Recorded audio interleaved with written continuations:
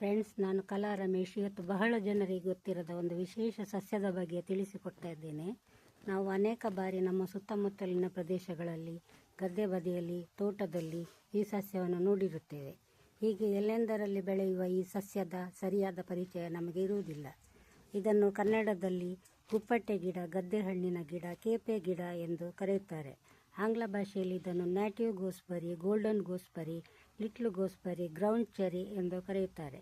ಈ ಗಿಡ 2 ರಿಂದ 2.5 ಅಡಿ ಸಾಧಾರಣವಾಗಿ ಎತ್ತರಕ್ಕೆ ಬೆಳೆಯಬಲ್ಲದು.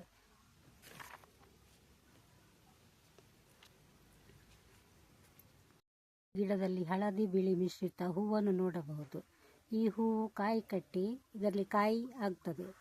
ಈ ಕಾಯಿ ಬಲೂನಿನ ಆಕಾರದಂತೆ ಊದಿಕೊಂಡಿರುತ್ತದೆ. ಈ ಬೆಲೂನಿನ ಆಕಾರದ ಸಿಪ್ಪೆ ಒಳಗಡೆ ಕಾಯಿಗಳಿರುತ್ತವೆ. ಈ ಥರ ಹಸಿರು ಬಣ್ಣದ ಕಾಯಿ ಇರ್ತದೆ ನೋಡಿ. ಈ ಕಾಯಿ ಬಲಿತು ಕ್ರಮೇಣ ಹಳದಿ ಬಣ್ಣಕ್ಕೆ ತಿರುಗ್ತದೆ.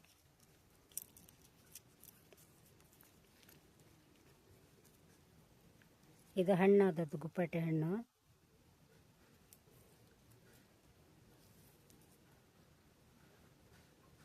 ಇದು ತಿನ್ನಲು ಬಹಳ ಹುಳಿ ಸಿಹಿ ಮಿಶ್ರಿತವಾಗಿರುತ್ತದೆ. ಅದು ಹಾಗೂ ರುಚಿಯಾಗಿರುತ್ತದೆ. ಇದು ಸಣ್ಣ ಮಕ್ಕಳು ಸಹ ತಿನ್ನಬಹುದು, ಆದರೆ ಜಾಸ್ತಿ ತಿನ್ನಬಾರ್ದು. ಇದನ್ನು ತುಂಬ ತಿನ್ನುವುದರಿಂದ ವಾಂತಿ ಭೇದಿಯಾಗುವ ಚಾನ್ಸಸ್ಗಳು ಜಾಸ್ತಿ ಇರ್ತದೆ. ಈ ಹಣ್ಣಿನವರು ಶುಗರ್ ಪೇಷಂಟ್ನವರು ಸಹ ತಿನ್ನಬಹುದು. ಈ ಗಿಡದ ಬೇರಿನ ಕಷಾಯದಿಂದ ಶುಗರ್ ಕಂಟ್ರೋಲಿಗೆ ಬರ್ತದೆ.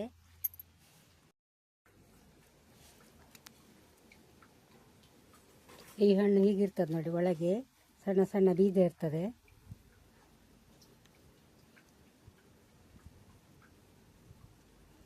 ಈ ಬೀಜವನ್ನು ಅಲ್ಲಲ್ಲಿ ನಾವು ಹಾಕಿದರೆ ಅದರಲ್ಲಿ ತುಂಬ ಗಿಡಗಳಾಗ್ತವೆ.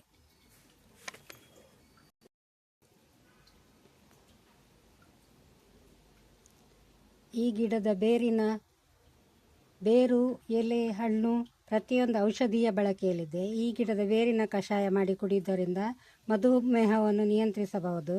ಈ ಗಿಡದಲ್ಲಿ ಆಂಟಿ ಆಕ್ಸಿಡೆಂಟ್ ಹೆಚ್ಚಾಗಿರುವುದರಿಂದ ಈ ಹಣ್ಣನ್ನು ತಿನ್ನುವುದರಿಂದ ಸಾಮಾನ್ಯ ಜ್ವರ ಹಾಗೂ ಸಾಮಾನ್ಯ ಕೆಮ್ಮಿನಿಂದ ನಮ್ಮನ್ನು ನಾವು ರಕ್ಷಣೆ ಮಾಡಿಕೊಳ್ಳಬಹುದು. ಈ ಹಣ್ಣಿನಲ್ಲಿ ವಿಟಮಿನ್ ಎ ಹೆಚ್ಚಾಗಿರುವುದರಿಂದ ಕಣ್ಣಿನ ಆರೋಗ್ಯ ಮತ್ತು ದೃಷ್ಟಿಯನ್ನು ಉತ್ತಮಗೊಳಿಸಬಹುದು. ಈ ಗಿಡದಲ್ಲಿ ವಿಟಮಿನ್ ಸಿ ಸಾಕಷ್ಟು ಪ್ರಮಾಣದಲ್ಲಿರುವುದರಿಂದ ನಮ್ಮ ಚರ್ಮದ ಆರೋಗ್ಯವನ್ನು ಈ ಗಿಡವು ಕಾಪಾಡುತ್ತದೆ. ಜೊತೆಗೆ ರೋಗ ನಿರೋಧಕ ಶಕ್ತಿಯನ್ನು ಹೆಚ್ಚಿಸಿಕೊಳ್ಳುವುದಕ್ಕೆ ಸಹಕಾರಿಯಾಗಿದೆ. ಈ ಎಲೆಯ ಕಷಾಯವನ್ನು ಮಾಡಿ ಕುಡಿಯುವುದರಿಂದ ರಕ್ತದ ಶುದ್ಧೀಕರಣವನ್ನು ಮಾಡುವುದಕ್ಕೆ ಸಹಕಾರಿಯಾಗಿದೆ. ಈ ಗಿಡದ ಎಲೆಗಳ 2 ರಿಂದ 3 ಎಲೆಗಳನ್ನು ಚಹಾದಲ್ಲಿ ಬಳಸಿ ಕುಡಿಯುವುದರಿಂದ ದೇಹದಲ್ಲಿ ಬೆಳೆಯುವ ಕ್ಯಾನ್ಸರ್ಕಾರಿ ಕೋಶಗಳನ್ನು ತಡಿಲಿಕ್ಕೆ ಸಹಕಾರಿಯಾಗಿದೆ.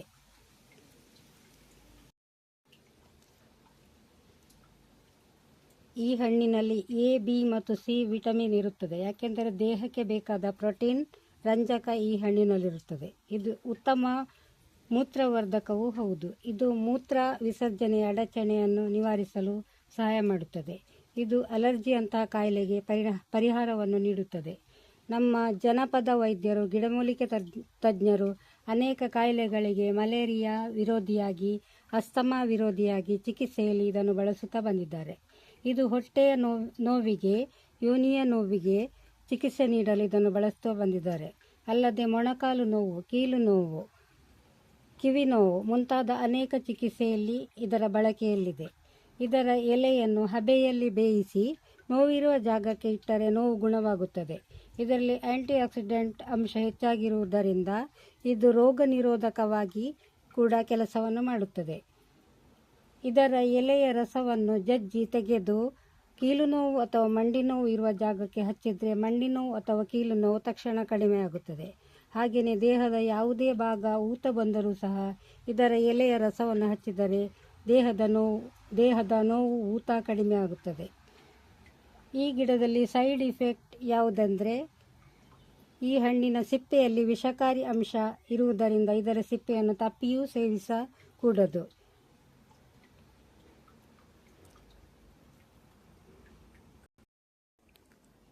ಫ್ರೆಂಡ್ಸ್, ನಿಮಗೊಂದು ಕಿವಿ ಮಾತು. ಈ ಗಿಡದ ಪ್ರಯೋಜನವನ್ನು ನಾವು ಮಾಡುವುದಾದರೆ ಆಯುರ್ವೇದ ಪಂಡಿತರ ಮಾಹಿತಿಯನ್ನು ನಾವು ಪಡೆಯಲೇಬೇಕು. ಇಲ್ಲದಿದ್ದರೆ ಈ ಗಿಡವನ್ನು ನಾವು ಉಪಯೋಗಿಸುವ ಹಾಗೆ ಇಲ್ಲ. ಫ್ರೆಂಡ್ಸ್, ನನ್ನ ಈ ಕುಪ್ಪಟೆ ಗಿಡದ ವಿಡಿಯೋ ನಿಮಗೆ ಇಷ್ಟವಾದರೆ ಲೈಕ್ ಮಾಡಿ, ಶೇರ್ ಮಾಡಿ, ಸಬ್ಸ್ಕ್ರೈಬ್ ಮಾಡಿ, ಹಾಗೆಯೇ ಕಮೆಂಟ್ಸ್ ಮಾಡಿ. ಧನ್ಯವಾದಗಳು.